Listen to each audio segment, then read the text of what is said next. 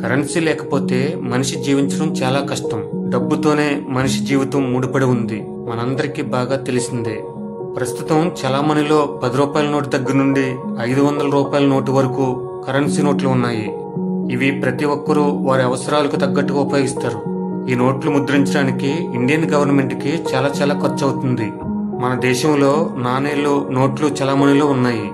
Currency నోట్ల విషయానికి వస్తే ప్రస్తుతం 10 రూపాయలు, 20 రూపాయలు, 50 రూపాయలు, 100 రూపాయలు, 200 రూపాయలు, 500 నోట్లు రిజర్వ్ బ్యాంక్ ఆఫ్ ఇండియా ముద్రిస్తుంది.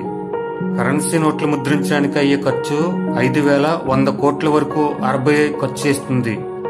ఈ కరెన్సీ నోట్లు ముద్రించేందుకు అనగా 10 రూపాయల నుండి 500 పెద్ద నోటు వరకు ఎంత ఖర్చు అవుతుందో తెలుసుకుందాం. ప్రస్తుతం చలామణిలో అతిపెద్ద నోటుగా 500 రూపాయలు మాత్రమే ఉంది.